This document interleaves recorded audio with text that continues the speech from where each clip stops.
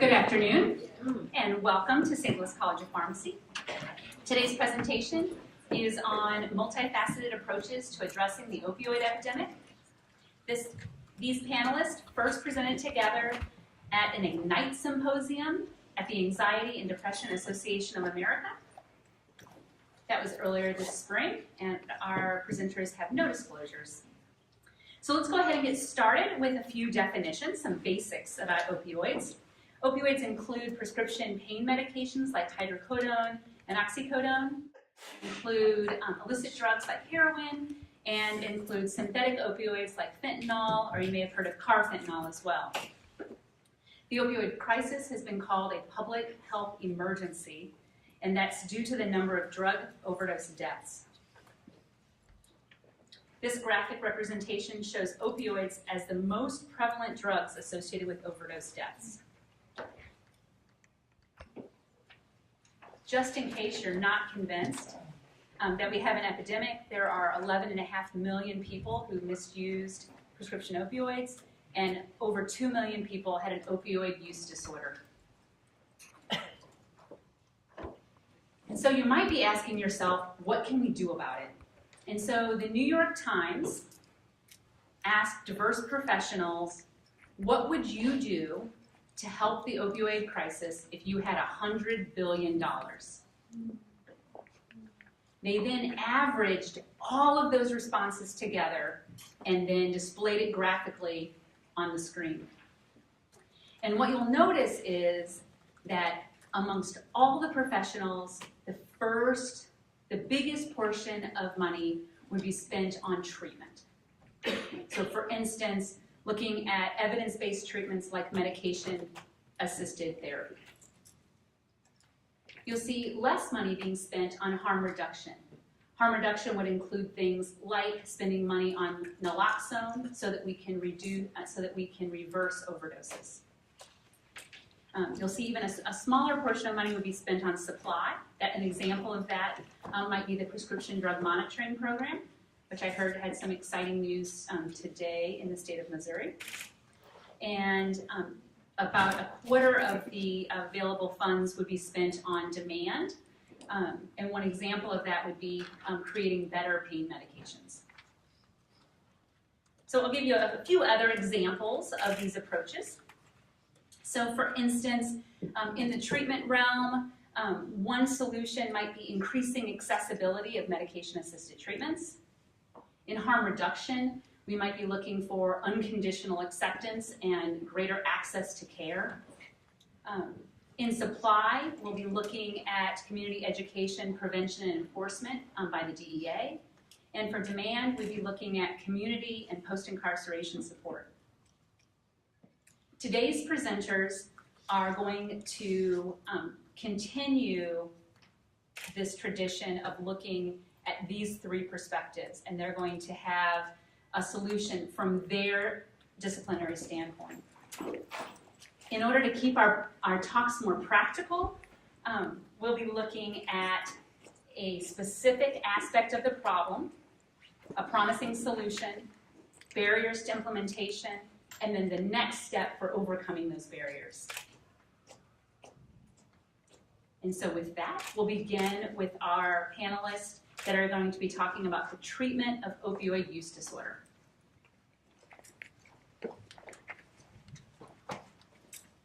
Good afternoon, everyone. So why do we care about heroin and opioid addictions during pregnancy? And that's because when we look at patients who continue to use opioids during pregnancy, particularly in a heroin population, versus those that move over to medication-assisted treatment therapies, such as with buprenorphine or with methadone therapies, we find that those that continue on with using opioids have a higher rate of low birth weights. They have higher rates of low growth restriction and placental changes that increase the chance for the most severe withdrawal symptoms or neonatal abstinence syndromes for those exposed babies. And that leads to a significantly longer length of stay for that neonate in that hospital, as well as a related higher cost of that hospitalization for that infant as well. So where I work in one of my clinics is the WISH Center, which stands for the Women and Infant Substance Health. We accept all women with substance abuse disorders during pregnancy, primarily focused, though, we started out with opioid addiction during our pregnancy care. We have started and cared for over 350 patients since our inception in 2014. We provide not only all of their prenatal care throughout their pregnancy, but also their substance abuse care during that pregnancy as well, during the pregnancy and then for 6 weeks postpartum. And then for our patients that continue on with buprenorphine, we can now manage them up for 1 year postpartum. This started out as a pilot project at St. Mary's as a half a day a week in 2014. Based on some promising results that we had, we received a grant. We then expanded into a full-time center in 2016 to 2017 with limited space. And then in 2017, we opened up into our full-time 5-day-a-week center to care for our patients.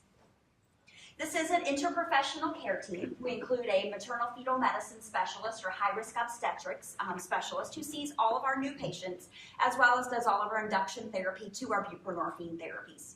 We also have 2 full-time nurse practitioners who do all of our follow-up care for our patients.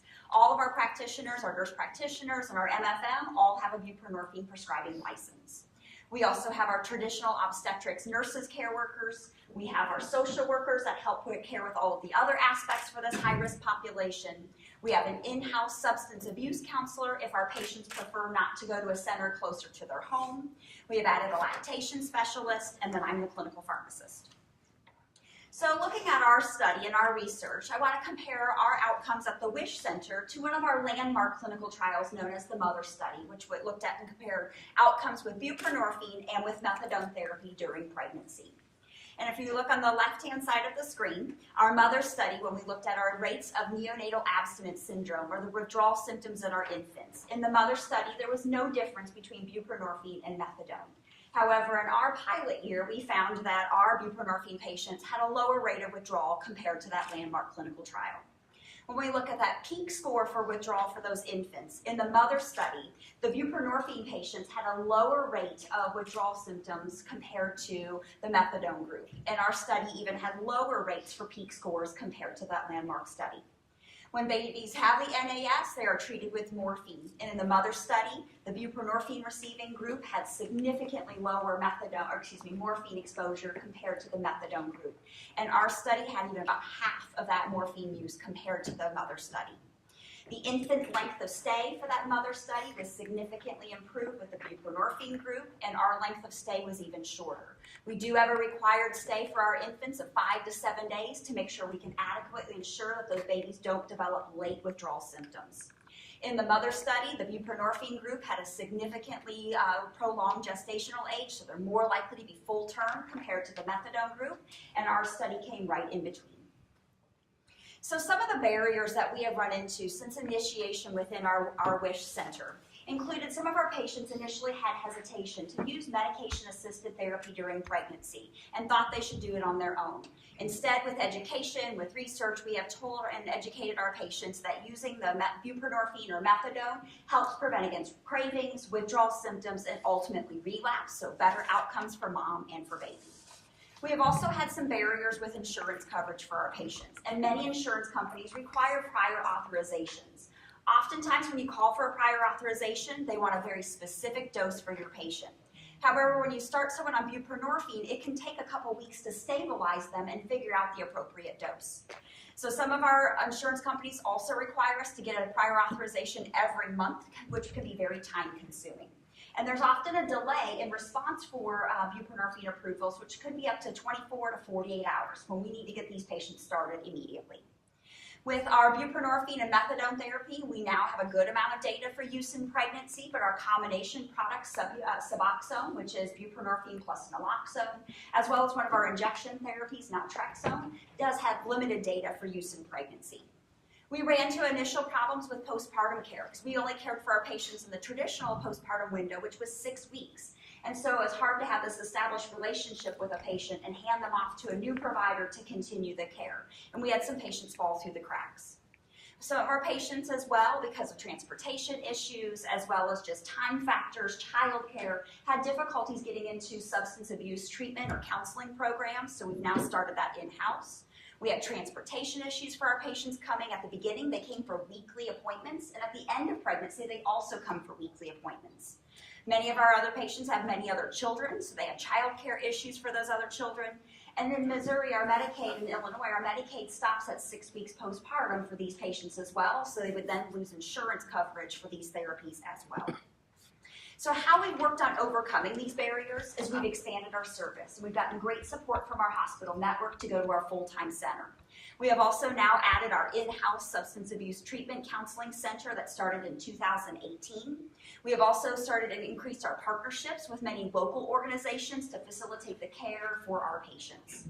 I also presented to the Office of Personnel Management for the U.S. government to help when they were developing programs for approval for opioid addiction during pregnancy, to help describe some of our insurance issues, to help potentially eliminate those barriers this year for our patients.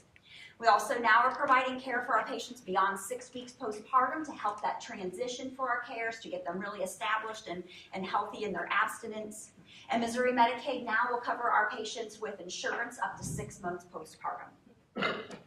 Thank you.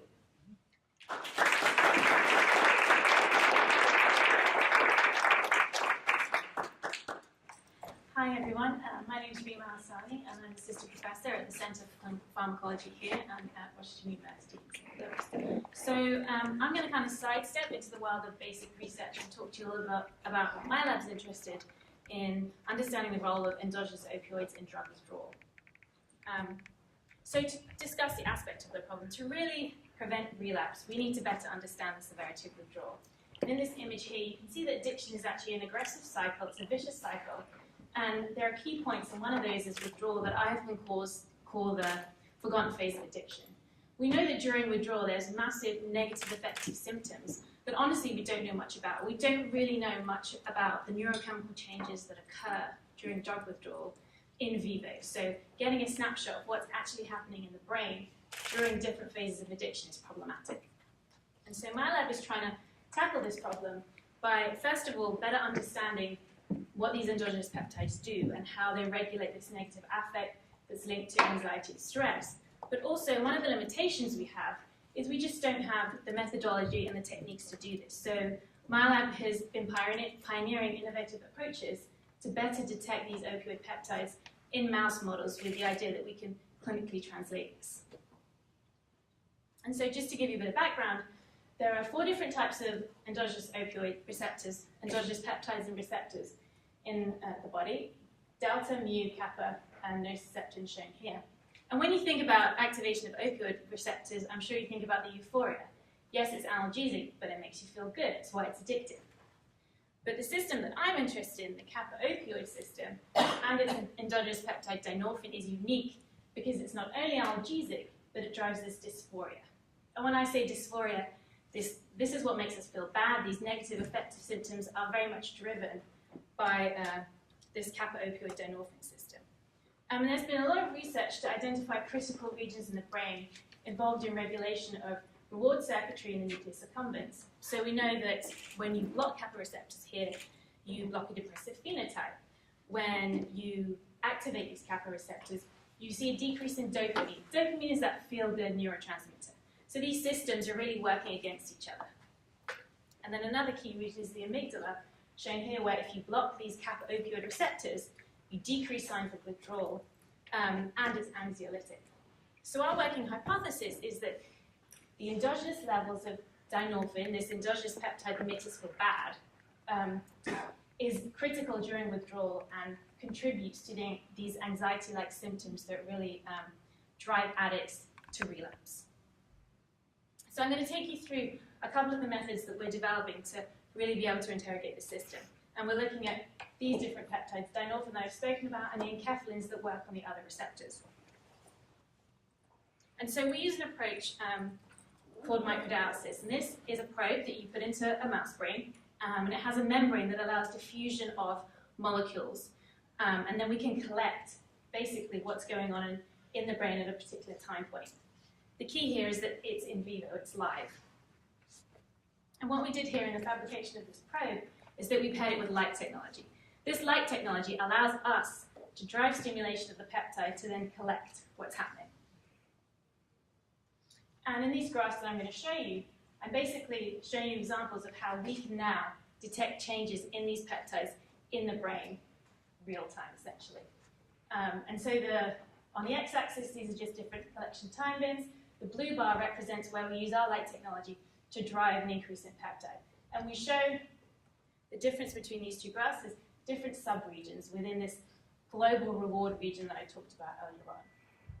And in this case, we're looking at dynorphin that activates the kappa opioid system, but we also looked at enkephalins and the two different types of enkephalins. The take home here is that there's different release profiles for all of these peptides. So it's very complex. The neurochemistry of the brain is extremely complex, and we haven't had the ability to really interrogate it. So these findings are really exciting. And to complement that method, so that method doesn't give us quite the spatial temporal resolution we need. We're developing this electrochemical approach, where we combine electrochemistry, oxidation of amino acids on these peptides, with antibody technology. I won't go into the details, but the take home is, now in this graph what you're looking at is our ability to detect the peptide dynorphin in a concentration-dependent manner. So these two methods allow us to start to look at and interrogate withdrawal. So the potential barriers we're working with right now is modeling withdrawal. And this is particularly problematic in rodents because how do you model opioid intake? And the graph that you see here, I just put this up as an example where we were getting mice to drink morphine. And the amount of sucrose you have in the solution, where the bottles are, crazy things like that affect intake, which ultimately affects the different phases of addiction we're looking at. However, we're working to standardize a lot of these things and look at somatic signs. And what you see here in this picture is a control mouse versus an naloxone precipitated mouse. So we're precipitating withdrawal, and what you see is the mouse chewing its tail, which is very similar to an addict who has increased itching during withdrawal. So a lot of these different behaviors equate to what you see in humans. But that together with our ability to look at peptide fragments, we're currently improving the quality of the detection to give us more selectivity and sensitivity. So currently we have mice that are implanted with mini pumps containing fentanyl. And this is being diffused over 2 weeks. And then we're going to look at naloxone precipitated versus spontaneous. As in the clinic, there's been lots of evidence to show that naloxone precipitated is particularly severe. And this will, and in turn, alongside this, we're looking at these different anxiety-like behaviors that you see during withdrawal. So these two approaches are really going to allow us to better understand this brain neurochemistry, what's happening during withdrawal that results in this relapse. And this is hopefully, and I have strong faith that this is actually clinically translational, and we can take samples from humans and also look at different peptide levels. And with that outline, thank you very much.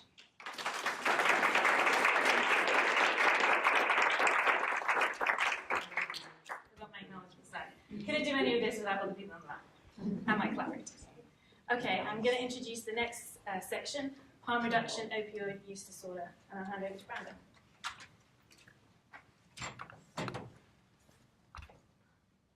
Small adjustment.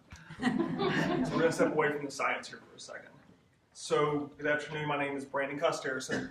I'm the policy coordinator with the National Council on Alcoholism and Drug Abuse in the St. Louis area and the project manager on the MoHope project, which is a SAMHSA grant focused on reducing opioid overdose deaths through overdose education and naloxone distribution.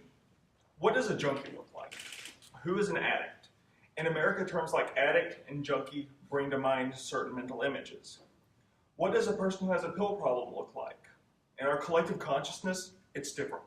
Our cultural narratives have been structured in a way where people of color are addicts, whereas addiction happens to white people.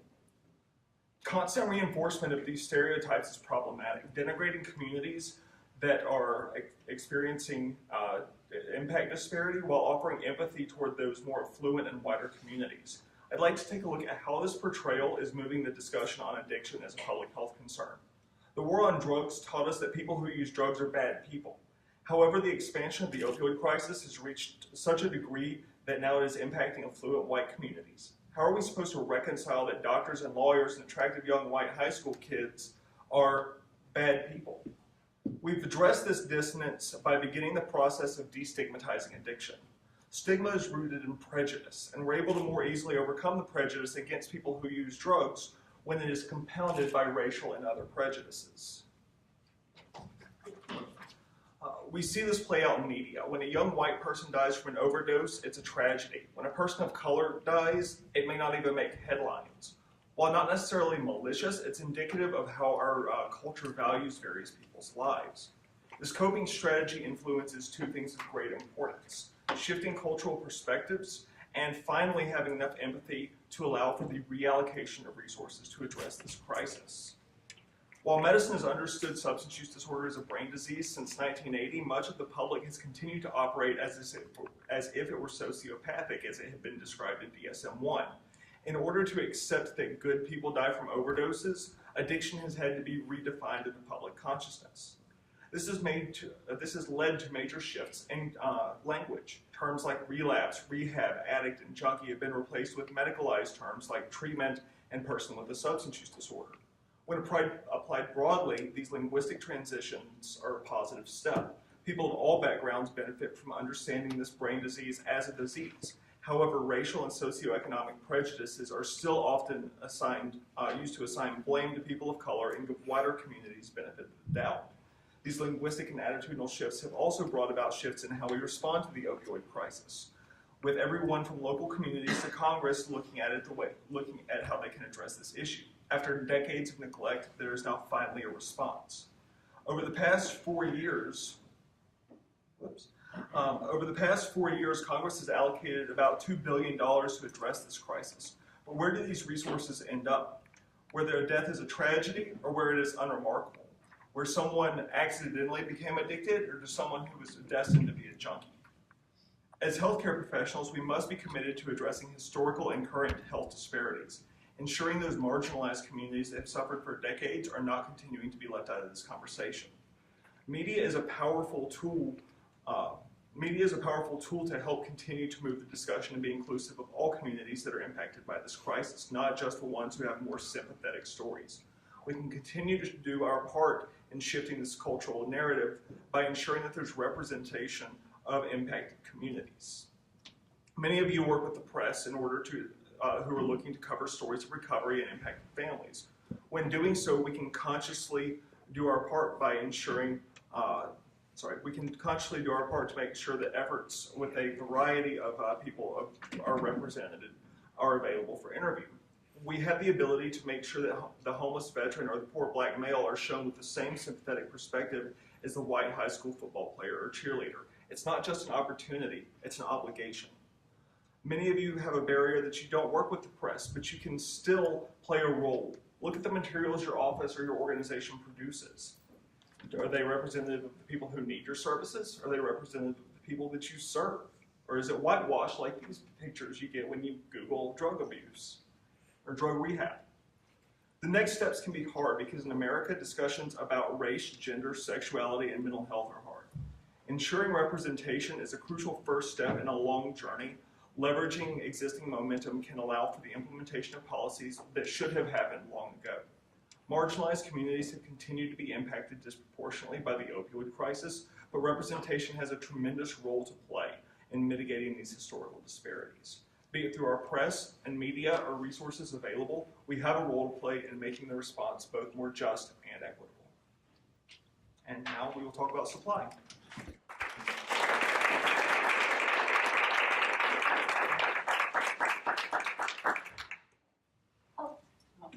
Adjustment.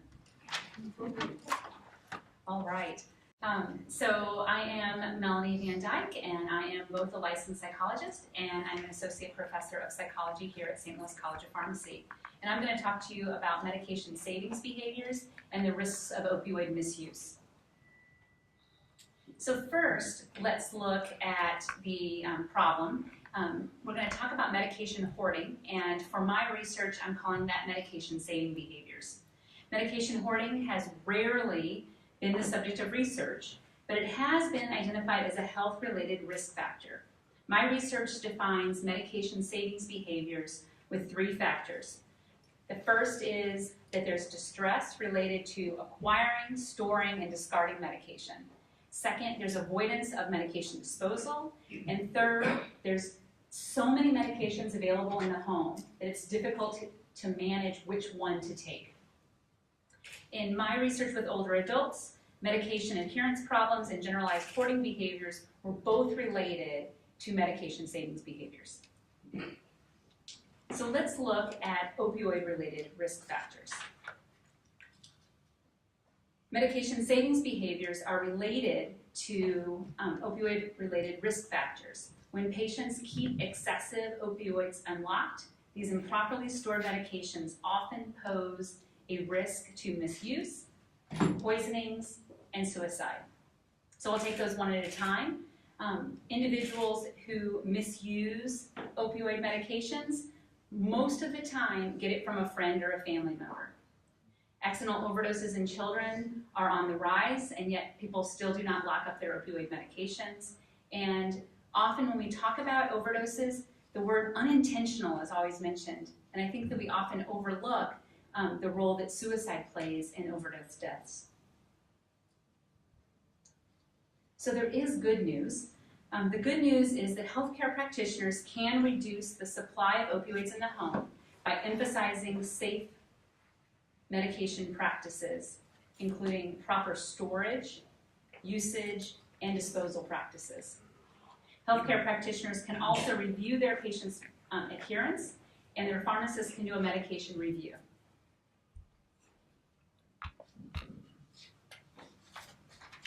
Finally, healthcare practitioners can assess for suicide risk. This is particularly important in patients with chronic pain and with mood disorders. These patients are more likely to be prescribed opioids and are at greater risk of suicide. In addition, patients with substance use disorders are also at higher risk of suicide. When practitioners assess for suicide risk, they should also ask patients about opioid usage and opioid access. So let's look at some of the things that maybe are getting in the way. In order to better understand the increasing risk of children being hospitalized for opioid ingestion, McDonald's and colleagues conducted a large study with a representative sample of patients prescribed opioids in the past year. This study indicated that most people with children in the home do not lock their opioid prescriptions and tend to keep their leftover medications. And this is true even when they intended to get rid of those medications, they still tended to keep them in the home. So we're going to look at the McDonald data together.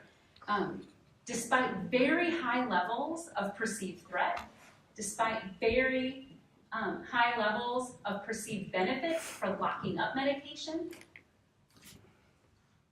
you will notice the very low levels of locking up medications. At the highest, it's 33%. And to explain their data, they have three variables that are important. Perceived barriers. Patients who saw more barriers with locking up their medication were less likely to do so. Patients who were less worried about their children getting into their medication were less likely to lock them up. And patients that were less confident about their ability to always lock up their medication were less likely to do so as well.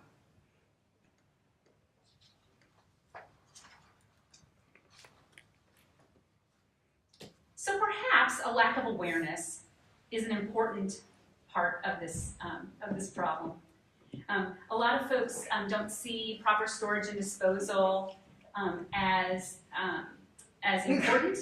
And one very simple solution is to make sure that we let patients know about how to store and dispose of medications.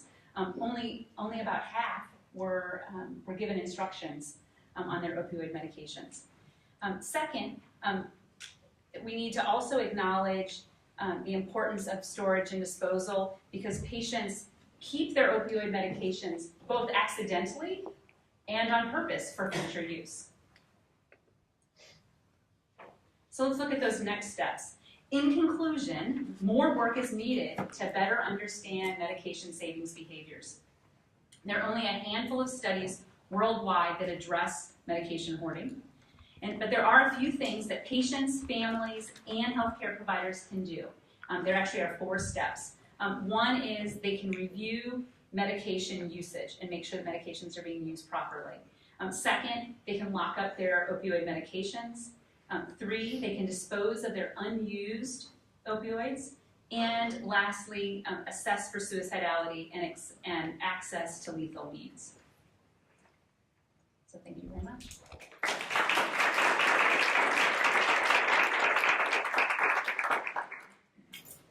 Good afternoon. My name is Amy Tiemeier. I'm the Director of Community Partnerships and an Associate Professor here at the College of Pharmacy. And I'm going to talk a little bit about the roles of medication disposal and PDMPs in addressing this issue. So we know that medication diversion is one of the pathways, as Melanie mentioned, for medication misuse and development of opioid use disorder. We know that many times with the exploration, especially in the teenage years and early college years, that exploration and diversion is possible through the medicine cabinets of family members and friends. And unused and expired medications are sitting and waiting for diversion when they no longer have legitimate or therapeutic roles for patients. And in prescribing, especially in the area of specialists and multiple providers, it can be very challenging for those providers and those on the dispensing end to really understand the full scope of what a patient might be getting from an opioid medication perspective. So some of the things that we see that are promising are, one, our medication disposal drop boxes. So especially here in the St. Louis area, we are very fortunate to have over 50 medication disposal drop boxes that are available, most of them 24/7, so that people can drop them off. So kind of decreasing some of those barriers where it's not convenient. If we look at the DEA National Take-Back Days, those happen for 4 hours twice a year, which again, if that 4-hour window doesn't fit with your schedule or your children's schedule or any of the myriad of other things going on, that can provide problematic. So these drop boxes can help with that issue. Walgreens and other places, other pharmacies are now allowed to and have been installing medication drop boxes as well. So with previous laws, it was only possible for law enforcement to have the boxes, and with recent changes in federal law and now Missouri law finally, we're able to have these in pharmacies as well, in addition to long-term care facilities and hospitals. And finally, there's always medication disposal bags. So these are certainly helpful, especially when people are concerned about diversion and not being able to get medications out of the home soon enough, that these bags allow for very quick destruction of the medication that can then go in the trash and has limited impact on the environment compared to flushing it down the toilet. The challenge here would be the size of the bags. So you can obviously only put a certain amount of pills. When we talk about some of the medication savings behaviors that Melanie described, we would need lots and lots of bags to accommodate what people are keeping in their homes many times. Additionally, Walmart has started to provide a product with all of their opioid prescriptions that is a substance that you actually put in the medication bottle. When you're done, you add a little bit of water, seal up that medication bottle again. So a little bit of a different approach, but they're being much more proactive, that with every opioid or narcotic prescription that is given out, they're also giving a disposal method with it. For the status of PDMPs, you can see here that every state in the country does have a PDMP. You probably can't see that there's a little bit of a little star in front of Missouri. And the note there is that it's actually not a statewide PDMP. So we currently only have a countywide PDMP. And this is despite efforts for multiple years in the legislature, we have not been able to get a bill passed that would allow for a statewide PDMP. But the county PDMP, which started in St. Louis County, was developed such that other counties could join on, and they have actually been fairly successful. So if you look at the geographic footprint of all of those counties that are in green, we're covering maybe half of the geographic footprint of the state of Missouri. But if you look at population, we're covering over 85% of the population and also covering over 90% of the providers that are prescribing opioids in the state. So again, not a perfect system, but much better than having nothing at all. So some of the barriers, obviously, like I said, in St. Louis, we do have a lot of medication disposal drop boxes, but that is not commonplace throughout the country, and so that can definitely be a barrier. We have a barrier, we have one drop box in all of St. Louis City proper, so again, depending on where your travels take you, what your access to transportation is, those drop boxes can be convenient, but could still have challenges with accessing those. Disposal costs, so it is not free to dispose of things. We're trying to provide it free to the consumer. However, the cost for incineration is not cheap. Those incinerations have to be at, or ideally should be at incinerators that are EPA certified. They have special scrubbers on their stacks, and they have to be a law enforcement observed burn because of the controlled substances that are in those, that are in what is returned. And so there's costs that go along with that, and actually paying the incinerator for that service. And then laws and regulations. So again, we are getting better, and now that pharmacies can have drop boxes for the general public, that is the most logical place to bring back your medicine, is where you got it. And again, until recently, that wasn't possible. And again, the burden of cost for the incineration or destruction is on the pharmacy, and so without some major corporate support, many times that cost is just not able to be absorbed by the pharmacy, and so you're not going to see every pharmacy with a drop box because it's just not feasible. The prescription drug monitoring programs, again, costs there for developing a database that can work and be functional and gather all of that data that's needed to go into that system. Voluntary versus mandated checks. So some states with their PDMP require that their physicians check the PDMP before they prescribe a narcotic, and require the pharmacy to check it before they dispense it. In Missouri, it is not a mandatory check, and so it is based on the motivation of the provider and the dispenser as to whether or not that system gets checked, and you see any of those problems occurring. And then criminalizing versus helping. So PDMPs in and of themselves are not bad. However, they can be used in a positive way or in a negative way. And I think sometimes the tendency, especially with some of the issues around stigma that Brandon referred to, that they can be used as, I'm going to catch you and find you and report you so that you can get arrested, or something along those lines, or things like that. Instead of using it as a tool to say, I see that a problem is developing with your use of narcotics, and we need to talk about options like rehab, and how do you keep your safe self until you're ready to get into rehab and things like that. So harm reduction kinds of things. So for next steps, with medication disposal, as Melanie mentioned, not a lot of people are aware of all the medication disposal options that are available. I think the national DEA take-back days are getting more and more press, but our local drop boxes, I'm still amazed that even though those have been in place for a number of years, that people are not aware of those, and that they're available to them at no cost. Dispensing changes. So part of what we're seeing is a shift towards mail order pharmacy, 3-month supply, things like that. If there are lots of frequent medication changes, that leaves that patient with a lot of extra supply that they will never be able to use.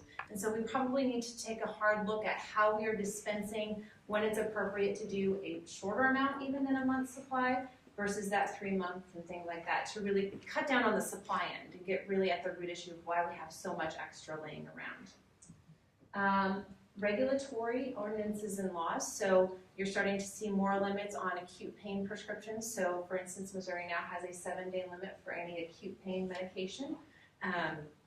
That can be harmful as well if it's not done and used in the right way, but it does get people thinking about it and really thinking about how much pain medication should be dispensed in certain situations. And then product stewardship. So how are pharmaceutical companies who are producing these medications, how are they really taking a full look at the spectrum of that medication and taking a product stewardship mentality in, from the beginning to the end, we're going to be responsible in managing this medication. And maybe that means that they're providing for medication disposal services as well. From prescription drug monitoring programs, obviously registration in those programs is really helpful. We can tell people all day long, and they might think it's a good idea, but they actually have to go in and register for that system. At least in Missouri they do. And so if they never access the system, it's not going to do much good. And really thinking about using those voluntary programs. So how do we educate, and how do we make sure that people understand the importance of going in and checking that program every time they need to dispense an opioid or write for an opioid prescription. Clinical skill development and interpretation. Again, it's just a database. It doesn't tell us anything about how we clinically view a patient and how we help the patient as a whole. So we need to help both our providers, Our medical providers and our pharmacists understand when you have this data in front of you, what are the factors that you need to consider and how do you actually interpret that data, again, to help the patient in front of you. Those are just numbers. What do those numbers mean for that particular patient? And then starting the conversation. So this is something that many times we're not good at, addressing hard, difficult issues.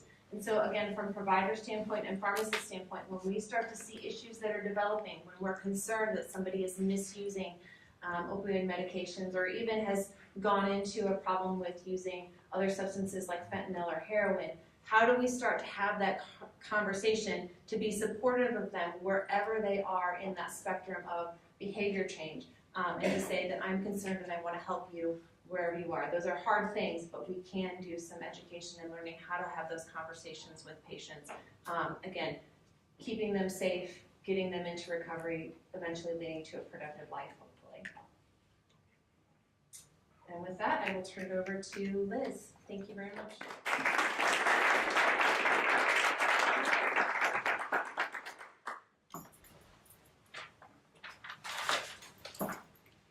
Thank you, Melanie, and thank you, Stelkop, for inviting me to be part of this very exciting panel. I'd also like to thank the National Science Foundation, who provided a career award that's supporting this research. I'd also like to take this opportunity to make a shameless plug. If you find this research interesting and you're working full-time in a community pharmacy, please do not hesitate to contact me if you'd like to participate in some research here in Missouri. All that being said, I'm Liz Chiarello. I'm a professor of sociology here at St. Louis University, and I'm going to talk about how the opioid crisis is affecting professional fields in healthcare and in law enforcement. What we've been calling an opioid crisis, or even an opioid epidemic, is really the confluence of two crises, an opioid crisis and a pain crisis that has brought the fields of healthcare and criminal justice into an uneasy relationship.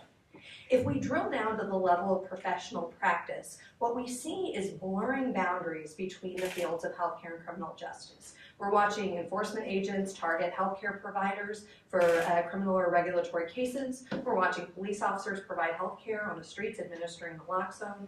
And we're watching pharmacists and physicians monitor their patients for signs of addiction and diversion. The law in this case is not new. The Federal Controlled Substances Act has been around since 1970. It requires physicians to prescribe in good faith, and it gives pharmacists what's called a corresponding responsibility to make sure that prescriptions are legitimate. But what is new is that states have now adopted new technology in the form of prescription drug monitoring programs that track the controlled substances that are prescribed and dispensed in a state.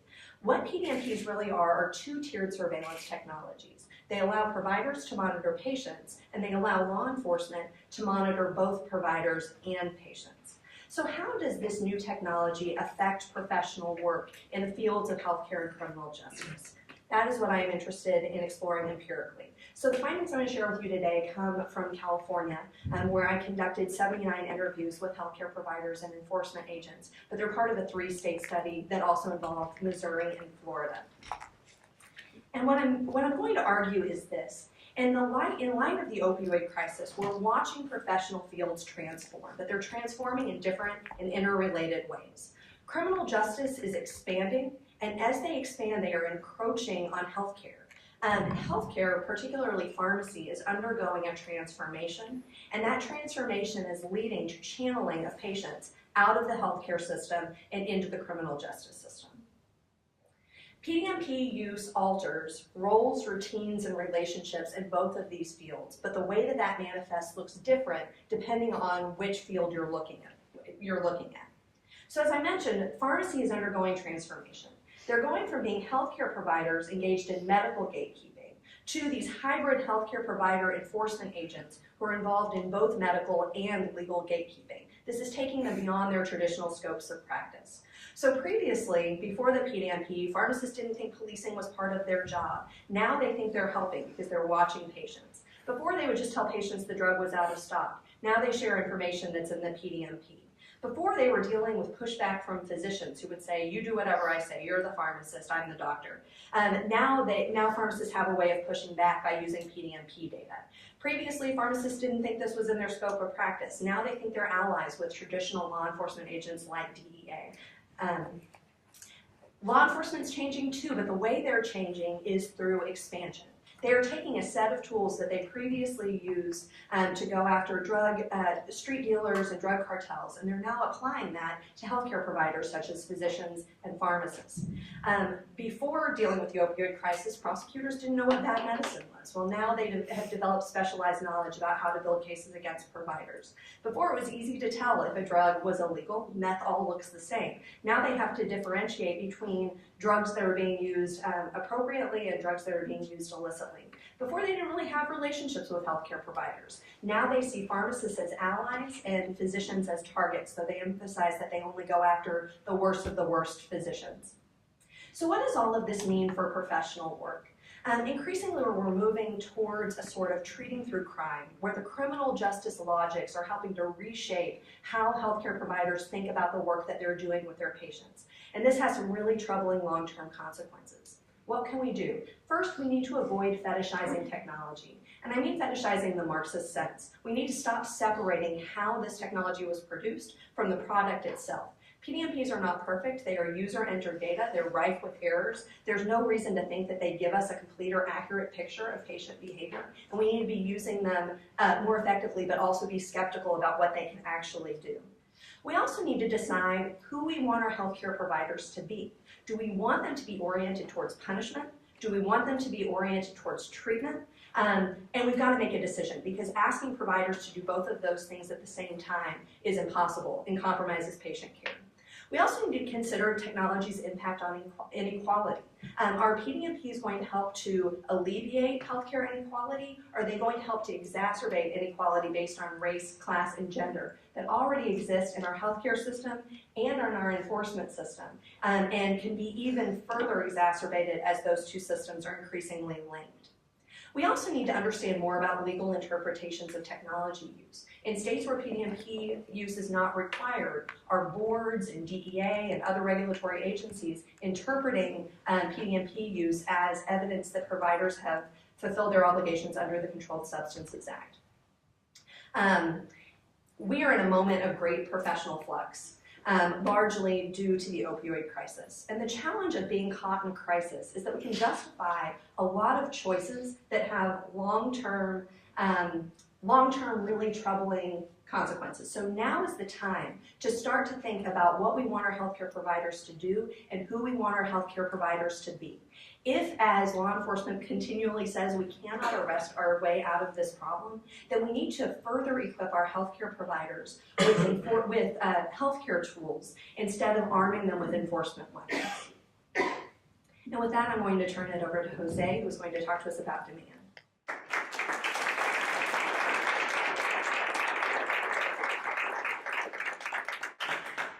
Hi everybody, I'm the last one, so hopefully we can keep everybody awake. So I'm Jose Moron, I'm full professor of anesthesiology, psychiatry, and neuroscience here at WashU. I run a laboratory in which we actually are trying to understand the molecular mechanisms underlying opioid addiction and intersection with pain. We do actually work with animal models, but the goal is to actually see what we see in the animal models can be translated to the street, with the goal to develop new compounds or drugs that we can target this interaction. So, one of the goals of in my laboratory is being targeting this kappa-opioid receptor that's been actually mentioned by Dr. Al-Hasani before. We need to remember kappa-opioid receptor is the target for buprenorphine, which is one of the drugs which is now used for opioid use disorders and also pain treatment. What are the components of pain? As we know, when we are in pain, we have what we call the sensory component, and the sensory component is going to be originated in the site of injury. But in chronic pain conditions, there's another component, which we call the emotional component, and this emotional component can lead to anxiety, depression, and loss of motivation. The fact that these individuals feel in despair, they may trigger these individuals to seek something to feel better, and this can actually lead to drug-seeking behavior. So what we did is to see if in our laboratory we could model this. We actually use what we call an operant model of self-administration, which is modeling what happened in the human condition. These are rats that we're going to put in what we call operant boxes. These operant boxes are going to have levers. When the animal presses the lever, it can actually take an infusion of a drug. In this case, we can do it with any drug, or we did it with heroin. And what we found was that this is just the data. The data in black is control rats. The bars in red are the rats in pain, and as you can see, this is a dog response for heroin self-administration. What we observed is the rats in pain took double of the heroin at a really high dose. This is a critical set of data because it's an indication of drug escalation, which can be leading to potential overdose. So, what we're trying to understand is how pain can actually lead to this opioid misuse. The problem we have in animal models is that we are not actually measuring pain in the way we measure pain in humans. Because when you go to a doctor, the doctor will ask you, in a scale of 0 to 10, how much pain do you feel, right? 0, nothing, 5, mild pain, and 10 is really pain. But I cannot ask to a rat or a mouse or a monkey, how much pain do you feel today, and how we measure pain. What we do with animals is like we just poke them with the stimulus, which can be noxious, and then that can be a filament to look at mechanical sensitivity, can be cold, it can be heat sensitivity, and what we measure is how fast the animals withdraw in the paw. The faster the animal withdraws the paw, the more pain. But this is not pain, this is nociception. And as I said before, nociception is important, but the way you experience the pain, the way you process the pain is extremely important for pain management. So, how we can address this, because we have to start with animal models. We cannot start developing a new drug with a human being because we are not allowed, we cannot do that. So what we do in my laboratory and others is to develop new models that we can actually measure this emotional component of pain. And to do that, we can actually look at how pain is affecting anxiety, reward, or depression-like behaviors. And these are different ways, and I'm going to go into detail. So we measure if the animal is like, prefers a context where the pain is relieved. As we know, pain relief is rewarding. We also measure their anxiety levels, or we can also measure the depressive-like behavior. The other thing we can also measure pain is looking at reward-driving behaviors. So we can put the animals to seek or to make an effort to take a reward. It can be a drug reward, but that can also be a natural reward. In this case, for example, in rats or mice, we use sucrose because they love sucrose. So we measure the motivational state. The moment they stop taking the sucrose, there's something wrong with this animal. And this is more in detail how we do it. So we use the same operand boxes as I mentioned before. The rats are in these boxes and they have a choice. There's a lever they press, which we call the inactive lever, they get nothing. There's an active lever, which is indicated by a Q light. When the Q is on, there's reward, and we measure how many times they press. We put them in sucrose, and what we do is, we call this a pressure ratio schedule. So every time they get a reward, the next time to get a reward, the number of levers they have to press increases exponentially. So we're making it harder and harder. The moment they stop, we call it the break point. And that's the overall motivational state.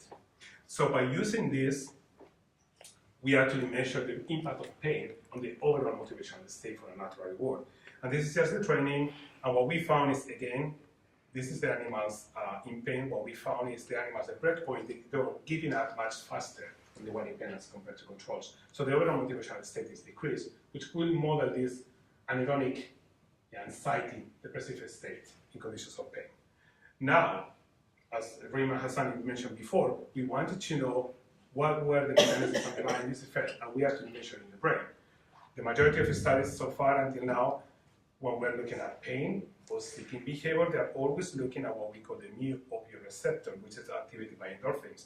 Why? Because you get analgesia, but you also get euphoric effects. And that's the problem with any medication we're using right now.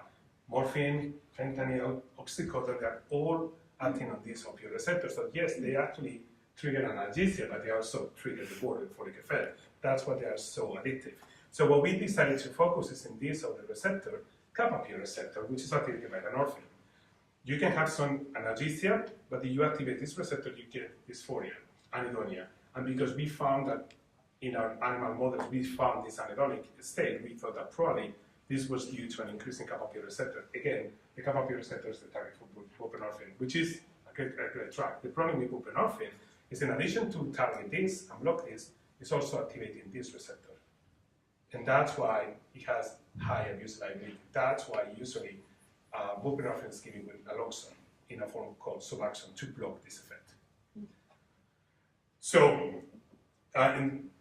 after doing a bunch of experiments, I'm not going to go into detail, what we found is when these animals were in pain and they showed this decrease in motivation, there was an increase in the kappa opioid receptor system in the brain. In the brain, it is controlling reward and motivation. One of the things we wanted to do is, can we translate this into a human being? Also, can we actually observe this in vivo? Can we visualize? We know that one way to visualize we cannot put a microscope in a human being. We can do that in a mouse or a rat.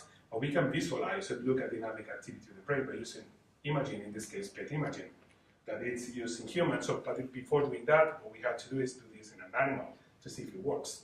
So what we did is we used PET imaging, looking at the kappa opioid receptor occupancy by using a radio tracer that we injected IV through the tail, and then that radio tracer will go to the brain and will bind to what is the available kappa opioid receptor.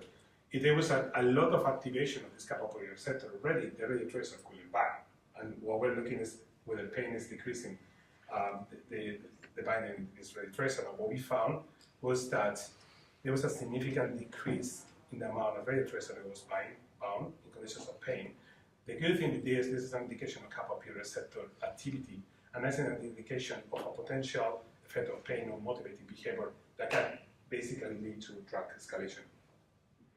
Now, can we do this in a human being, right? Because this is all animals, and that's the next step in my laboratory is trying to achieve, is we find that pain is leading to an increase in motivated behavior, which leads to an increase in drug-seeking behavior, in this case opioids. So one of the things we want to do in collaboration with BJC here in St. Louis, is to recruit patients that are coming to the hospital. These patients have or not a prior history of pain, chronic pain. They haven't been exposed. They don't have abuse liability history. We will actually have them scan, first of all, to look at these kappa opioid receptor levels. And then after the surgery, we'll be monitoring them over time here on the floor or after when they're coming back to the pain clinic, whether there's a change in their analgesic requirements. Do they feel good with the analgesic requirements the opioids are prescribed? Is that there is a change in the amount of opioids they need based on the prior history of chronic pain? The other thing is, can we actually visualize, can we actually find a biomarker of this potential effect of pain on analgesic requirements? And this is going to be done by the PET imaging that we actually found in the animals. Now, can we do this in humans? So, one of the limitations that we have with our PET imaging in animals is like, yes, you see a decrease, but it's everywhere in the brain. We have no idea where this was initiated. The good thing is, in humans, we already have some data in control patients that this is the same scans in controlling humans with this radio tracer. We can actually look at regions of interest in the brain. And actually, the interesting thing is the regions of interest that seem to be really active are those ones controlling reward and motivated behaviors. So moving forward, we're planning to do this macro study with humans here. We're going to see that pain is actually changing the analgesic requirements. We're going to actually study whether this change is mediated by kappa opioid receptor tonic activation in the brain, and if that's the case, we'll be developing new drugs to target this receptor. And with that, these are the people that did all the work. Thank you so much.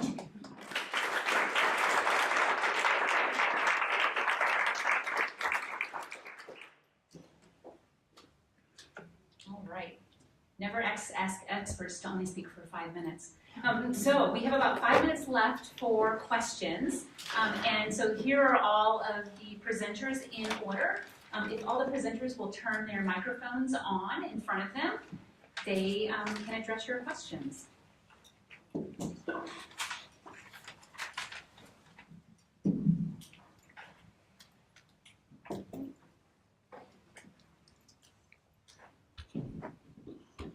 Everything was so crystal clear. There's no questions. Oh, excellent. So for Dr. Tiemeier or Chiarella, do you guys know in states that are optional what the general percentage of reviewing the PDMP is? I don't know the exact numbers, but I know it's very low. That those requirements don't seem to be making a huge difference.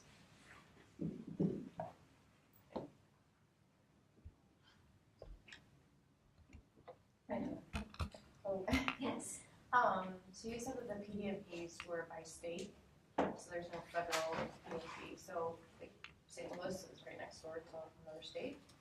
So does that have an impact on how effective PDMPs would be? So it does affect, each state's laws are different with regards to how their PDMP is structured and what information is brought in and what information can be shared.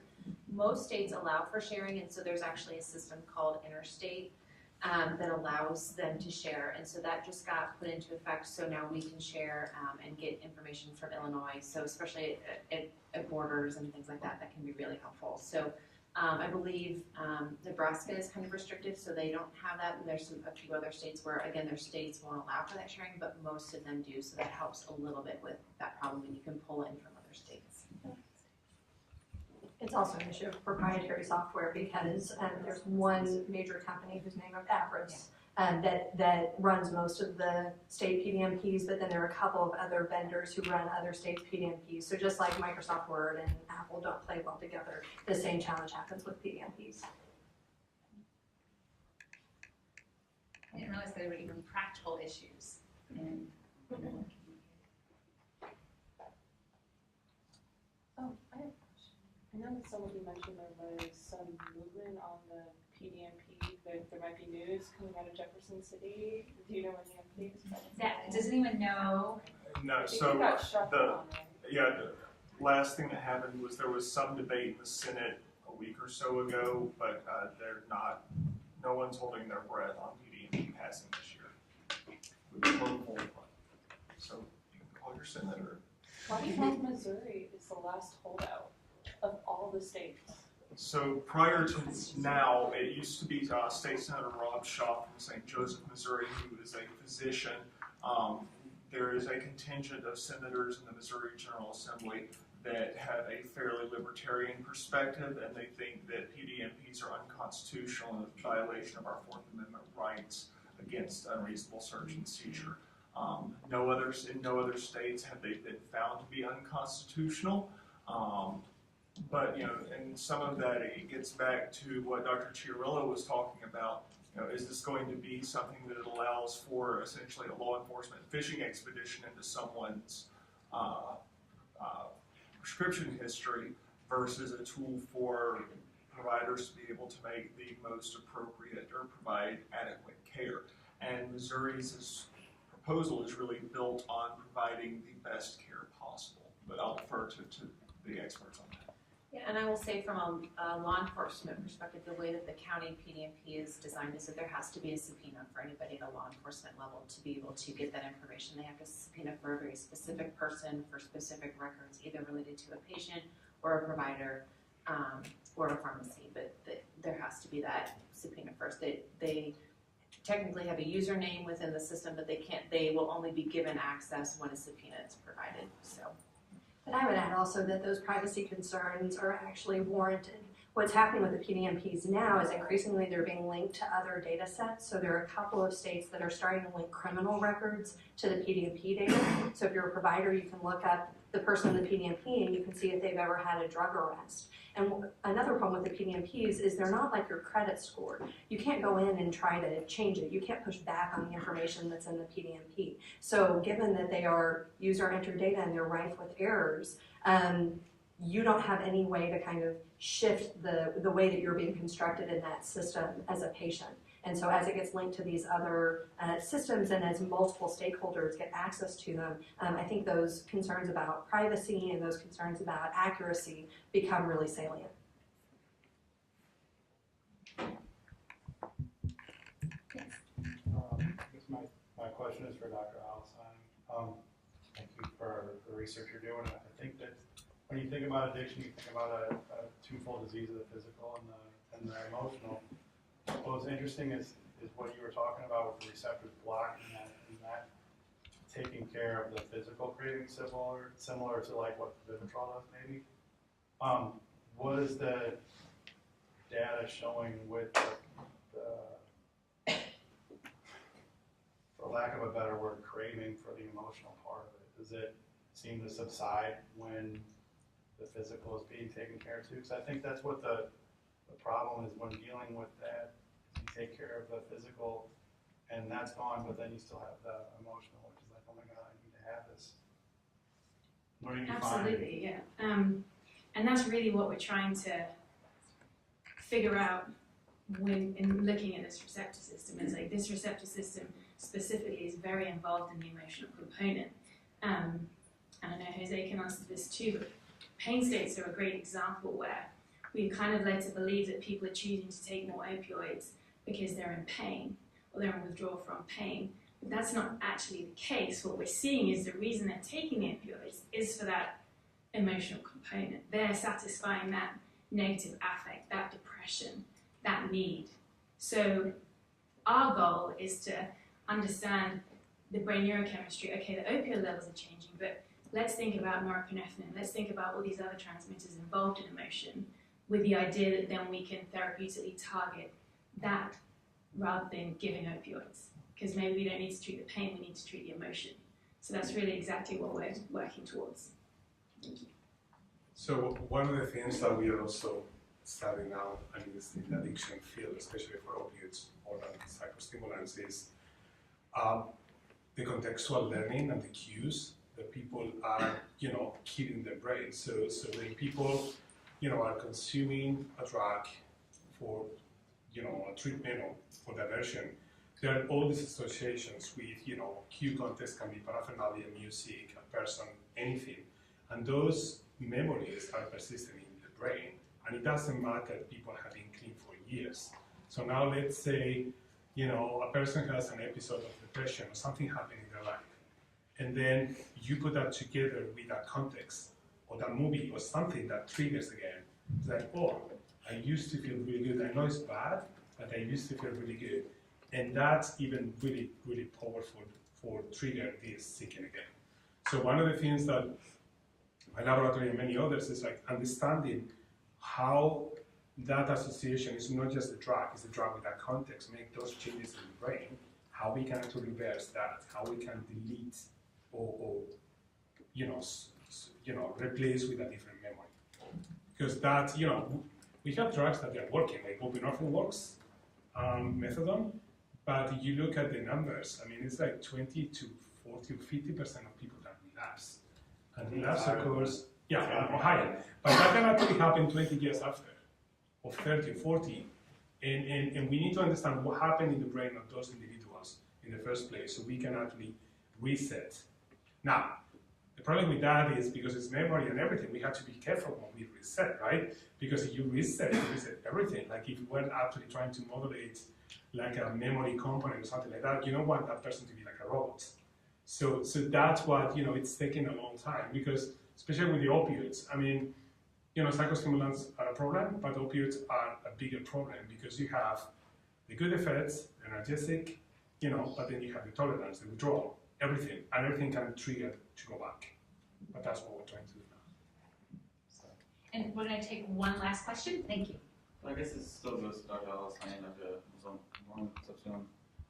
In terms of developing new targets for therapeutic interventions and studying the capital opioid receptor, what is the realistic timeline for bringing these from animal models into human? So one of the things we're doing right now, and actually we're doing in collaboration with Stillcorp, so we just reported that the kappa opioid receptors can be a really good target for targeting this emotional component of pain. And it's modeling what buprenorphine does. And as I mentioned before, buprenorphine is a great drug, but it's also targeting the opioid receptor, which when you activate this receptor, triggers the euphoric effects. So what we're trying to do is, so you had to start with the chemistry, so we had to actually go back to the molecule and try to find a better way for this new drug to just go to this kappa opioid receptor. The problem with these receptors are really similar. And if one drug touches one receptor, it can also affect the other one. So that's the first thing we had to do. The good thing with that right now is before chemists actually they're in their benches and cooking, compounds. Now we can actually do that with virtual screening. So we can actually use software and virtual reality and make sure that we actually target the best one. Now we have to go in an animal model. First of all, we cannot just give the drug to a human being. So we test that the drug, for example, is working, so we can remove all these negative effects and maybe promote analgesia or not, but then you have to look at the side effects. Does it provoke abuse liability? Do they self-administer the drug with there's no pain, there's no need? Does it provoke any side effects of any opiate, which is respiratory depression, because people die of overdoses because they stop breathing, there's no oxygen. So does it have that? Does it have any GI, right? gastrointestinal effects. All of that has to be tested before we can go into what what we call preclinical clinical trials. We had to use a different animal model and then look at toxicity. So you had to test really high concentrations to make sure it doesn't have any toxicity, and then we go into clinical trials with patients, controls, and then patients that in pain. So realistically, we had the biology, and that's the most difficult part.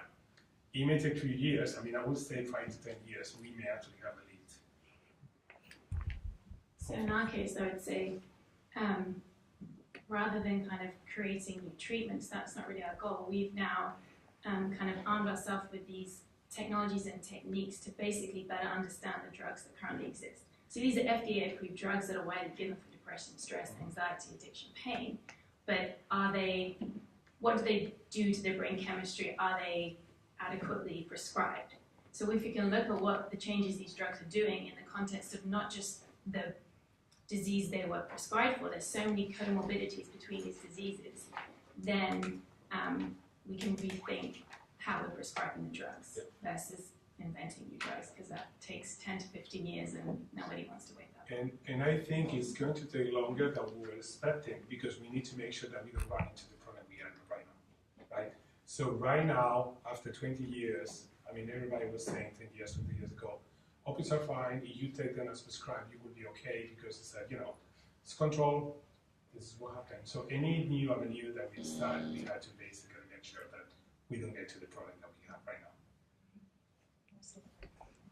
Thank you, everyone, for the excellent questions, as well as attending today.